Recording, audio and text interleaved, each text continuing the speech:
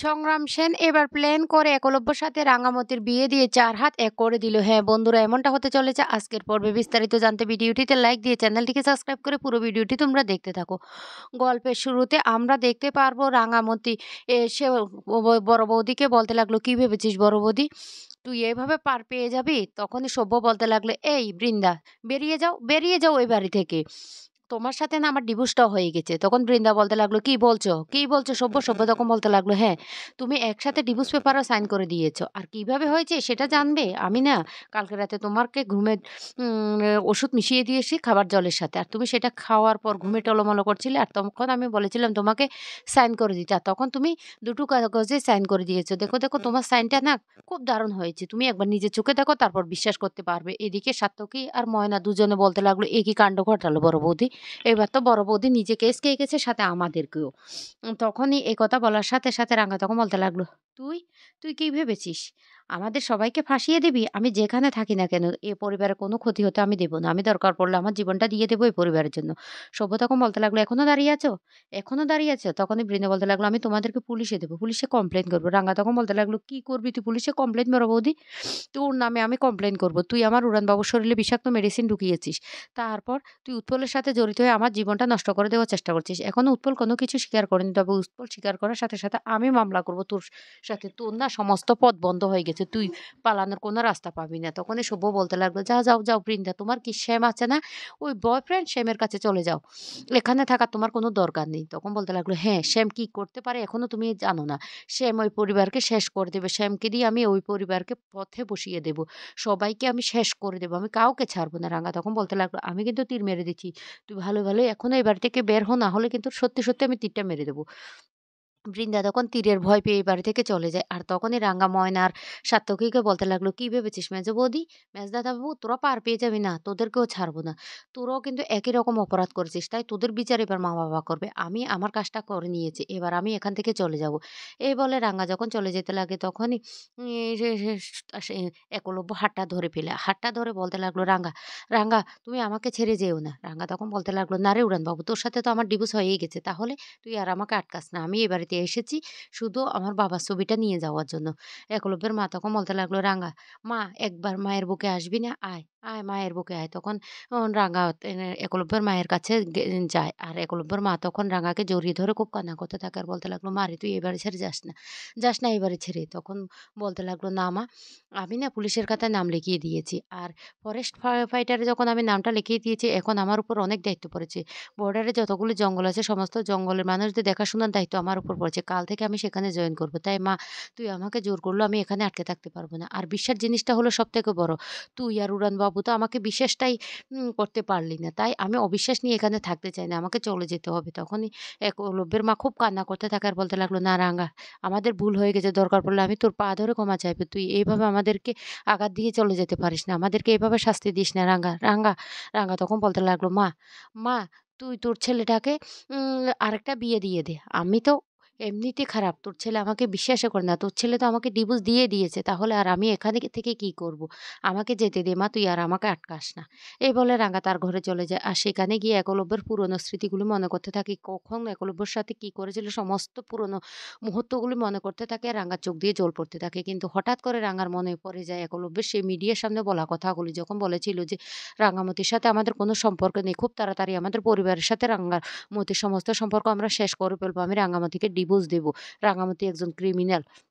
আর ক্রিমিনালের সাথে আমাদের কোনো সম্পর্ক থাকতে পারে না।" এই কথাগুলি মনে করে খুব কষ্ট পেতে থাকে। আর তখনই রাঙা বলতে লাগলো, "না, আমি কষ্ট পেলে হবে না। আমি এখান থেকে চলে যাব।" এ বলে রাঙা সেখান থেকে উম তার বাবার ছবিটা নিয়ে বেরোতে যাবে। আর তখনই একলব্য এসে দরজাটা বন্ধ করে আর বলতে লাগলো, "রাঙা, রাঙা তুমি আমাকে ক্ষমা করে দাও। আমার ক্ষমা চাওয়ার কোনো মুখ নেই। তারপরও আমি তোমার পা ধরে ক্ষমা চাইছি। তোমার হাত ধরছি রাঙা, তুমি যাই বলবে আমি তাই করব। আমি তোমাকে ভালোবাসি। কখন যে আমি তোমাকে ভালোবেসে ফেলেছি সেটা আমি বুঝতেও পারিনি। আমি তোমাকে ছাড়া থাকতে পারব না। রাঙা, তুমি আমাকে শেষবারের মতো ক্ষমা করে দাও। আমার ক্ষমা চাওয়ার মুখ নেই।" এ বলে খুব কান্নাকাটি করতে থাকে একলব্য। রাঙা তখন বলতে লাগলো, "শুনুন বাবু, আমি পুলিশের খাতায় নাম লিখিয়েছি, আমাকে যেতে হবে।" তখন বলতে লাগলো, "তুমি যদি যাও এখান থেকে যাবে। আমি আর মা তোমাকে নিজে বরণ করে ওখানে পাঠাবো। তুমি তারপরও এ বাড়ি ছেড়ে যাবে না। আমি বলছি তুমি তখন এ বাড়ি ছেড়ে যাবে না। রাঙা তখন বলতে লাগলো, "না, না আমাকে যেতেই হবে।" একলব্য তখন বলতে লাগলো, "রাঙা তুমি আমাকে মারবে, আমাকে শাস্তি দিবে, মারো।" এই বলে রাঙার হাতটা নিয়ে ঠাস, ঠাস করে নিজের গালে চড় লাগাতে থাকে। তখনই পাঞ্চারি আসে আর বলতে লাগলো, "সংগ্রাম সেন নিচে অপেক্ষা করছে নিচে যাওয়ার জন্য।" তখন রাঙা বলতে লাগলো, "আমাকে যেতে হবে।" পাঞ্চারি তখন বলতে লাগলো, "রাঙা আজকে কি তোর ট্রেন?" রাঙা তখন বলতে লাগলো, "হ্যাঁ।" তারপরে একলব্য আর রাঙামতির নিচে চলে আসে। এইদিকে সংগ্রাম স্যার প্ল্যান করে আসে রাঙামতির সাথে একলব্যের বিয়েটা দেবে। আর তখনই বলতে লাগলো, "আচ্ছা রাঙামতি তোমাকে তো যেতেই হবে।" রাঙা তখন বলতে লাগলো, "হরে আমাকে যেতেই হবে।" এদিকে একলব্য তখন বলতে লাগলো, "রাঙামতি, রাঙামতি তুমি এরপরেও এই বাড়ি ছেড়ে চলে যাবে?" এদিকে একলব্যের মা খুব কান্না করতে থাকে আর বলতে লাগলো, "রাঙা তুই এই কাজটা করিস না। তুই আমাদেরকে ছেড়ে যাস না।"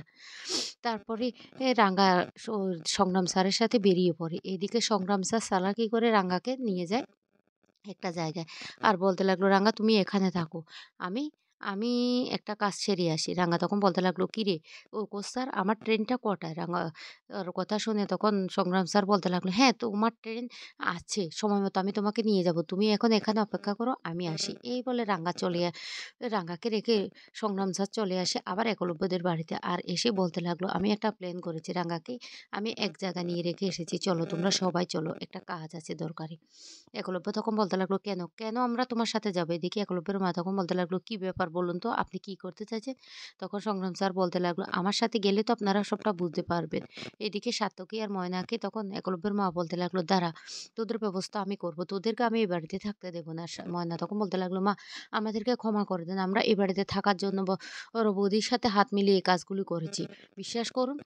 তখনই সাত্তকীও ক্ষমা চাইতে থাকে তার মায়ের কাছে। কিন্তু পাঞ্চারি তখন বলতে লাগলো, "না মা, ওদেরকে ক্ষমা করো না। ওদেরকে তুমি অনেকবার ক্ষমা করে দিয়েছো। এরপরে দেখতেই তো পেয়েছো ওরা বড় বৌদির সাথে কিভাবে হাত মিলিয়ে আমাদের উপর কিভাবে ছুরি ঘুরিয়েছে না। ওদেরকে কিছুতেই তুমি ক্ষমা করবে না। ক্ষমা করবে না।" তখনই একলব্যের মা বলতে লাগলো, "আমি আগে ওই কাজটা সেরে আসি। তারপর ওদের ব্যবস্থা করব।" এই বলে সংগ্রাম স্যারের সাথে চলে যায় ওরা সবাই রাঙাকে যেখানে রাখা হয়েছে সেখানে। আর সেখানে অলরেডি আগে থেকে সমস্ত আয়োজন করে রেখেছে সংগ্রাম স্যার। সেই কথা রাঙাও জানতো না এমনকি একলব্যও জানতো না। তারপরে হঠাৎ করে সে পুরোহিত ডেকে নিয়ে আসে আর এসে বলতে লাগলো, "এবার এবার আমার একটা কথা রাখবে?" রাঙামতি, রাঙামতি তখন বলতে লাগলো, "কি?" তখনই বলতে লাগলো, "তোমাকে একলব্যকে বিয়ে করতে হবে।" এই কথা বলতে রাঙা অবাক হয়ে যায় আর বলতে লাগলো, "কেন?" তখন বলতে লাগলো, "একলব্যর সাথে তো তোমার ডিভোর্সটা হয়ে গেছে। তাই আবার নতুন করে আমি তোমাদের দুজনের বিয়ে দিতে চাই।" তখন রাঙা বলতে লাগলো, "না, আমাকে অবিশ্বাস করে যেহেতু উড়ানবাবু আমাকে ডিভোর্স দিয়ে দিয়েছে, এখন উড়ানবাবু যাকে ইচ্ছে তাকে নিয়ে দিন কাটাক। আমার কোনো মাথা ব্যথা নেই। আমি ওর জীবন থেকে চলে যাচ্ছি।"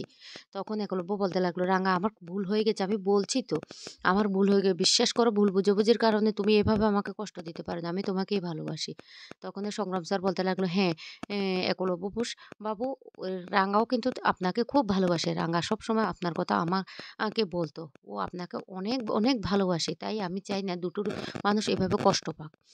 এরপরে একলব্যের মা তখন বলতে লাগলো, "হ্যাঁ রে রাঙ্গা, তুই চলে যাওয়ার পর থেকে আক্কু অনেক কষ্ট পেয়েছে। আর আক্কুকে দেখতেই তো পেয়েছিস আক্কুর মাথাটাই ঠিক ছিল না। আক্কু কি করে বসেছে।